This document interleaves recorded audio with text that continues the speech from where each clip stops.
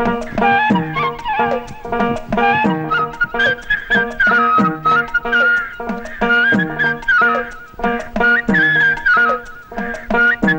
മാഷ തർക്കിച്ചു നോക്കുന്നേ? ഒന്നുമില്ല, മുമ്പ് കണ്ട മാതിരാ. ഇപ്പൊ ചെറിയ ചേഞ്ച് ഒക്കെ അല്ലേ? മേക്കുമ്പോ ഒരു ചേഞ്ച് ഒക്കെ ഉണ്ട്. ഏതാണ്ട് പുലിക്കളിക്ക് മേക്കപ്പ് ചെയ്ത പോലെ. ആ തമ്പുരാട്ടി എഴുന്നള്ളില്ലോ. എന്താണ് മീരാബായി, രാവിലെ എണീറ്റാല് ഒരു കപ്പ് കാപ്പി തരാൻ ആളില്ല. തോന്നുമ്പോ വരാനും പോകാനും ഇതെന്താ സർക്കാർ ഓഫീസറ്റാ? മാസം കൂടുമ്പോ ശമ്പളം എണ്ണി തരുന്നില്ലേ? ആഹാ, നിങ്ങൾ തരുന്ന ഉലുവയ്ക്ക് ഇങ്ങനെയൊക്കെ ചെയ്യാൻ എനിക്ക് പറ്റുള്ളൂ. അതെന്താ മാഷെ, നിങ്ങൾ കൊടുക്കുന്നത് കള്ളനോട്ടാണോ? മാഷി മിണ്ടാതിരി. ഇതൊക്കെ കേൾക്കേണ്ട വല്ല കാര്യമുണ്ടോ? ഞാൻ ബോംബെയിലായിരുന്നപ്പോ എന്റെ കൃഷ്ണാബായി. ബോംബെയിലെ കിതാബ് തുറക്കണ്ട, അതോടെ നിർത്തിക്കാളി. കുറെ കാലായി ഞാനിത് കേൾക്കാൻ തുടങ്ങിയിട്ട്. അല്ല, നിങ്ങൾ എന്തിനപ്പ ഈ ഒച്ചയും ബഹളമൊക്കെ കൂട്ടണേ? ഒരു ഗ്ലാസ് ചായ. ചായക്കാ? ഞാൻ ഇന്നലെ ഇവിടുന്ന് പോകുമ്പോ ഒരു ബക്കറ്റ് ചായ തിളപ്പിച്ച് വെച്ചിട്ടല്ലേ പോയത്? ആ എന്നാ ഗുസ്തി പണ്ടാറക്കാലന് ആ ചായ മുഴുവനും ആ പാവം കുടിക്കാൻ വഴിയില്ല.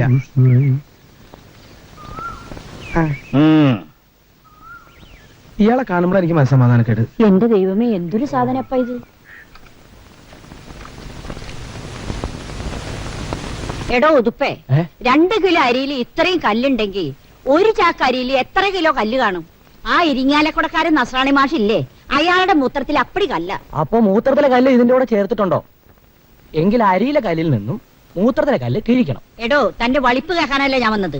ഇങ്ങനെ കച്ചവടം ചെയ്താൽ താൻ ദുബായിക്കൊന്നും പോണ്ടി വരില്ല. അല്ലെങ്കിലും ഇപ്പൊ ദുബായി പോയിട്ട് വലിയ കാര്യമൊന്നുമില്ല. നിങ്ങൾക്ക് ഇപ്പൊ എന്താ വേണ്ടേ? എന്നാ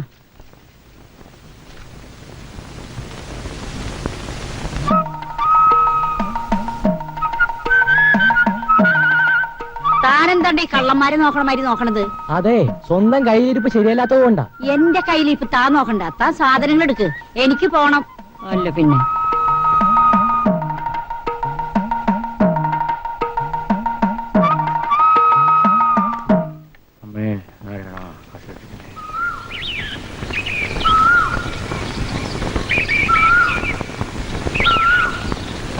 മാഷേ,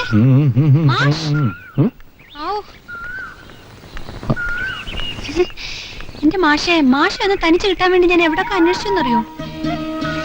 എന്തിനാ? എനിക്ക് മാഷോട് ഒരു കാര്യം പറയാനുണ്ട്. എന്താ? ആരെങ്കിലും കണ്ടാ വെറുതെ ഇല്ലാത്തൊക്കെ പറഞ്ഞുണ്ടാക്കും.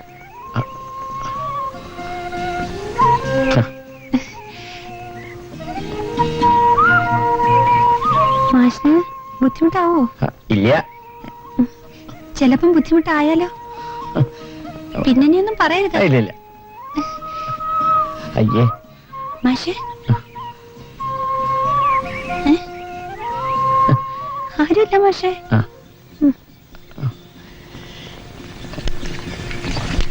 ആരുമില്ല മാഷേ. വായിച്ചു നോക്കൂ.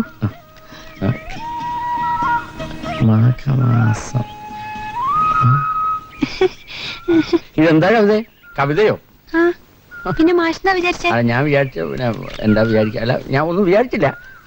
കുട്ടി കവിത എഴുതുവോ? ഞാനിതൊരു പഴയ വീട്ടിൽ നിന്ന് പകർത്തിയതാ. മാഷ് എനിക്കിതൊന്ന് ട്യൂൺ ചെയ്ത് തരുമോ? നവസാക്ഷരരുടെ സംഗമത്തിന് പാടാനാ. തരൂ മാഷേ. പോട്ടെ. എനിക്ക് വലിയ ഇഷ്ടാ.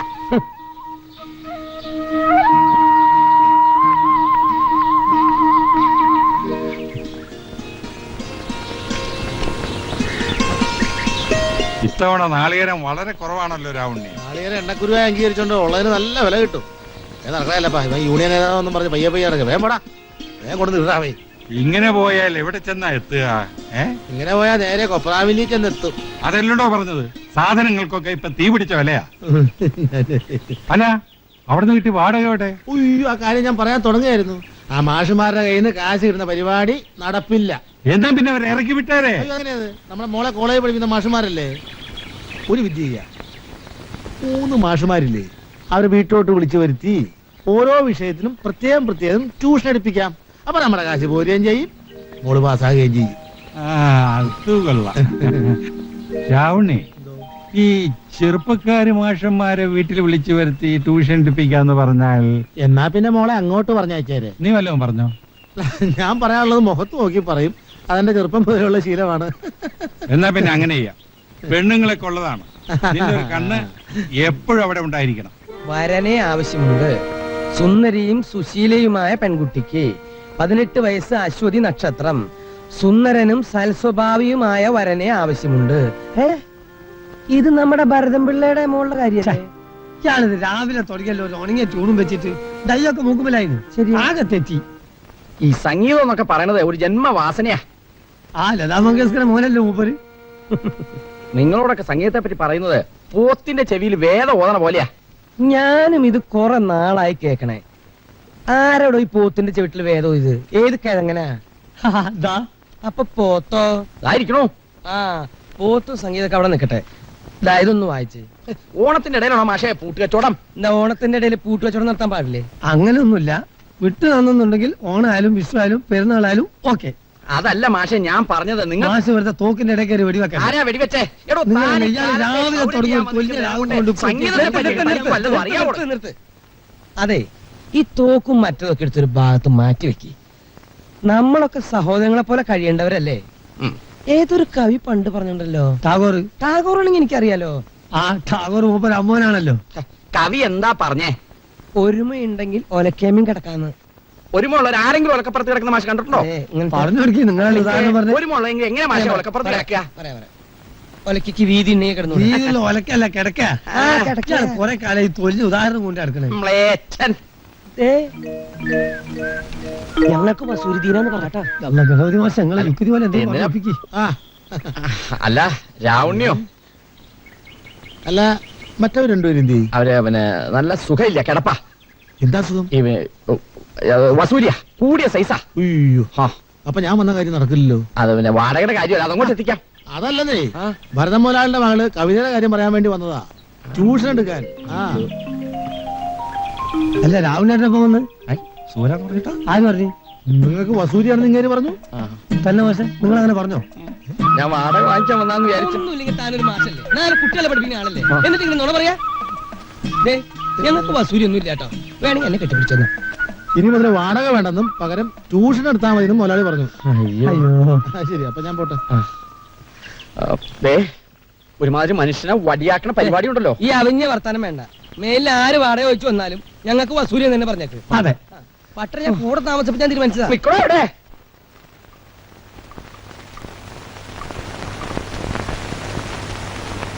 മാഷേ,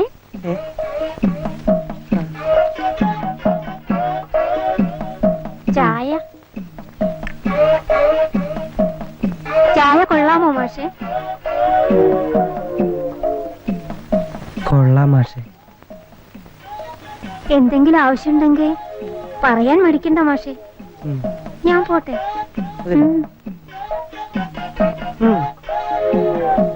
പൊക്കോളൂട്ടോ.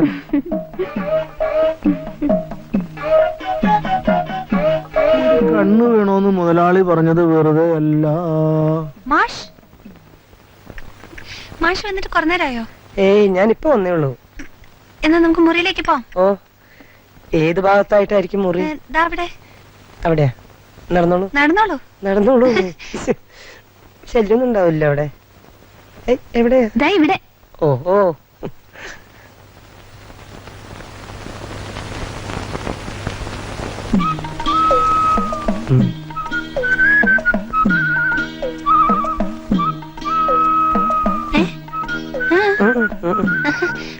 തുടങ്ങാം.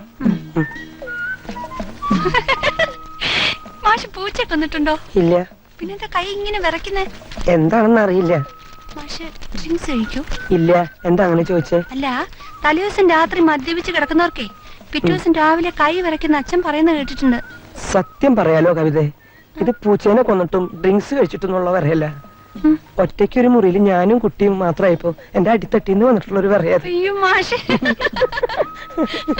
നമുക്ക് എന്തെങ്കിലും കുറേശ്ശെ തുടങ്ങാം. എന്തെങ്കിലും തുടങ്ങാം. എന്താ?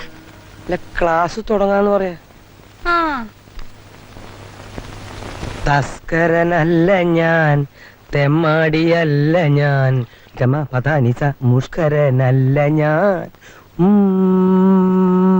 പശീലേ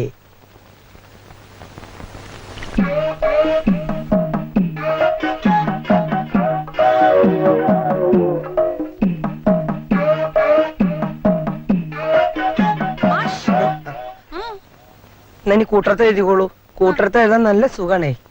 തസ്കരനല്ല ഞാൻ, തെമ്മാടിയല്ല ഞാൻ, മുഷ്കരനല്ല ഞാൻ, മുക്തശീലേ. അല്ല മുക്തശീലി എന്ന് വെച്ചാ മുക്ത എന്ന് വെച്ചാ നല്ലതെന്ന് അർത്ഥം.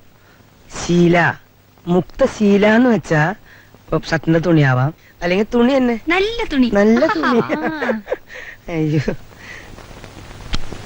അയ്യോ എന്തിനാ കഥ കളിച്ചത്? കുട്ടി പറഞ്ഞോണ്ടാ? ആ